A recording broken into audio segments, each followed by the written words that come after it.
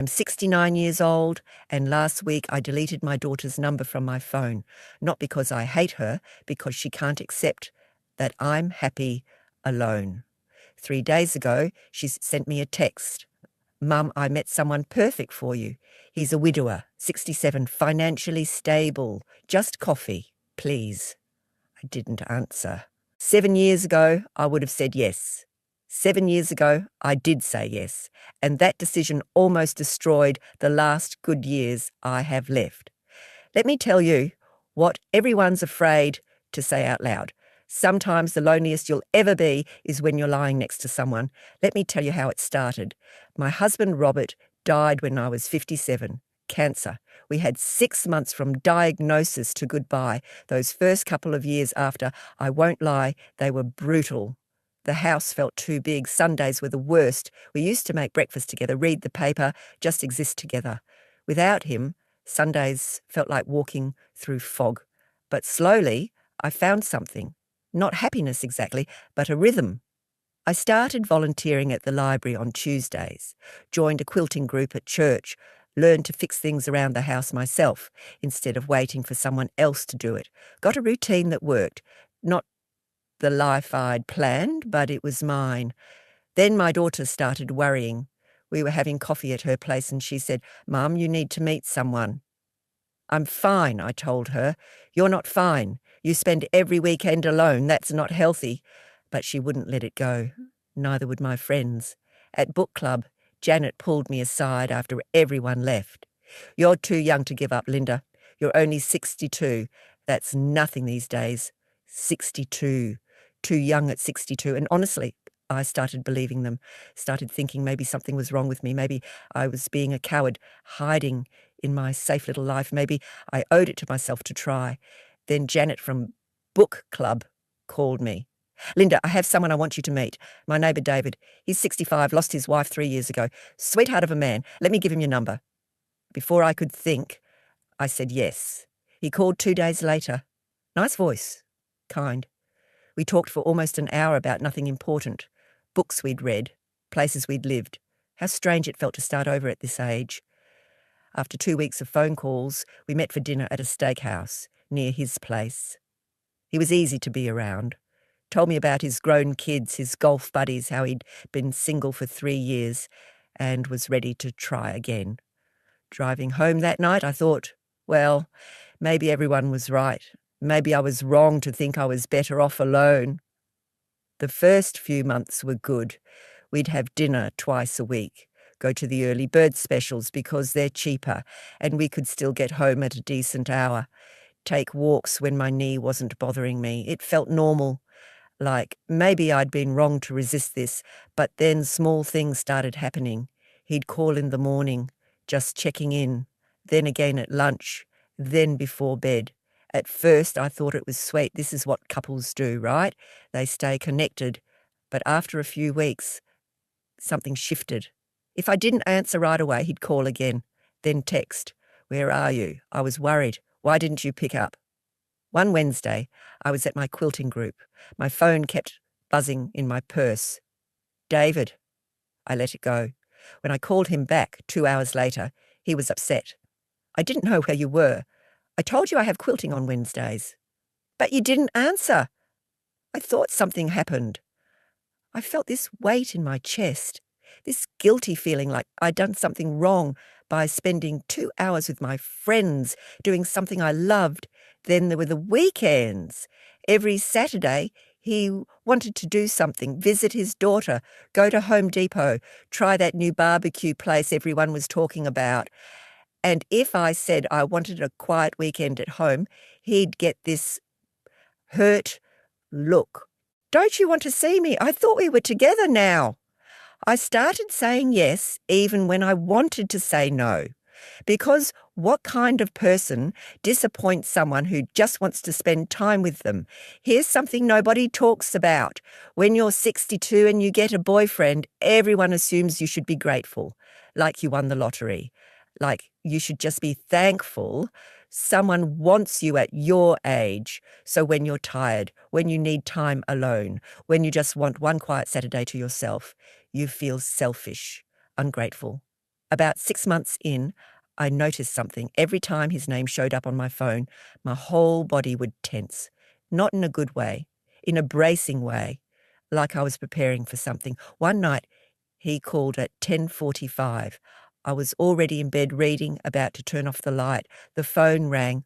I looked at it. Part of me didn't want to answer. But then I thought, what if something's wrong? What if he needs me? So I answered. Nothing was wrong. He just wanted to talk about his day, about something his son said that bothered him, about a plumbing issue he was dealing with. We talked for over an hour. When I finally hung up, it was past midnight. I just sat there in the dark, tired, not from the late hour, from something else, something I couldn't quite name. The next morning, my friend Carol called. "Hey, want to drive out to that antique market on Saturday? I'll buy you lunch." I wanted to say yes. I love going to antique markets with Carol. We don't talk the whole time. We just wander, look at things, have quiet moments. It's peaceful. But I knew if I went, David would want to come. And if David came, it wouldn't be peaceful. It would be comments about how overpriced everything is, about how tired he was getting, about when we could leave. So I told Carol I couldn't make it. That night, sitting alone in my house, I realised something. My life wasn't mine anymore, and it wasn't just my time, it was my energy. At 62, I'd wake up at 7, have my coffee, maybe do some gardening. By 3 o'clock, I was tired. I needed to rest, put my feet up, just be quiet. But David didn't understand that. He'd want to go out for dinner at 6:30, then stop by his daughter's house after. We wouldn't get back until 10 or 11. I'd be completely exhausted. "I'm just not as young as I used to be," I'd say. He'd look at me like I was making excuses. "My sister's 68 and she goes line dancing twice a week." The breaking point came about 8 months in. We were having dinner at his place and he just came out with it. "I think we should move in together." I sat there, fork halfway to my mouth, feeling my heart drop. He kept talking about how it made financial sense, about how we were spending so much time together anyway, about how nice it would be to wake up together every morning. I went home that night and sat in my living room, my house, where Robert and I raised our daughter, where I've lived for 34 years. I thought about sharing it, someone else's schedule determining when I eat, when I sleep, when I have my coffee in silence on the porch. And I felt panic. I broke up with David the following week. "I can't do this anymore," is what came out. He looked shocked, then hurt. What did I do wrong? The guilt was crushing, but I told him the truth. "You didn't do anything wrong. I'm just not ready to share my life with someone. I thought I was, but I'm not." He got angry then, said I'd wasted his time, said I led him on, said I was selfish and afraid. Maybe he was right about some of it. For the first few weeks, I felt terrible. My daughter was disappointed. My friends didn't understand. "You had a good man, Linda. You're not going to find better at your age." But slowly, something started happening. I woke up one Saturday morning, and my first thought was, what do I want to do today? Not what does David want to do? Not what do I have to do? What do I want to do? I started going to antique markets with Carol again. Got back into my quilting group without checking my phone every 10 minutes. Had quiet evenings at home reading, watching what I wanted to watch, going to bed when I was tired. And I wasn't lonely. I was peaceful. Here's what I learned. There's a difference between being alone and being lonely. With David, I was never alone. But I was lonely because I couldn't be myself. That's a different kind of loneliness, where someone's sitting right next to you, but you've never felt more isolated. It's been 7 years since David. I haven't dated since, and I'm not going to. Not because I'm bitter, not because I hate men or gave up on love, because I finally understand something. I got a boyfriend because I was afraid, not because I was lonely, afraid of what people would think if I stayed alone, afraid of being the only single woman in my friend group, afraid of admitting that maybe, just maybe, I preferred my own company. That fear drove me into a relationship that made me miserable. Now I wake up every morning at 7, make my coffee, exactly how I like it. Spend my mornings in the garden or at the library or doing absolutely nothing, and I don't have to explain myself to anyone. My daughter finally stopped pushing. Last Thanksgiving she said, "Mum, you seem happier now." She's right. I am happier, not because I found the perfect person, but because I found peace. Listen, I'm not saying relationships are bad. I'm not saying you shouldn't try. But if you're 60, 65, 70, and you're thinking about getting into a relationship just because you're afraid of being alone, stop. Ask yourself what you're really afraid of. Because here's the truth. Being alone doesn't mean you're lonely, and being in a relationship doesn't mean you're not. At this age, peace isn't a luxury. It's survival. My body can't handle the constant emotional labor, the explaining, the compromising, the guilt when I want to be alone. So I chose peace. And I'm not apologizing for it. Do I get lonely sometimes? Sure. The holidays can be hard. There are moments when I see a couple my age holding hands and I feel a pang, but those moments pass, and they're nothing compared to the loneliness I felt when I was with someone.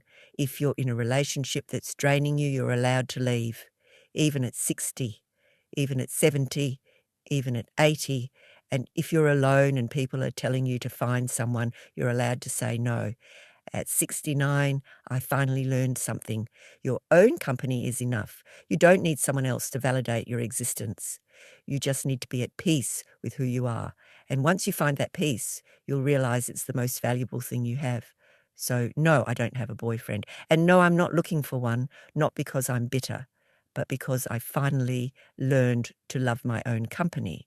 And I'm not giving that up. You have one life, one chance to live these final years on your own terms.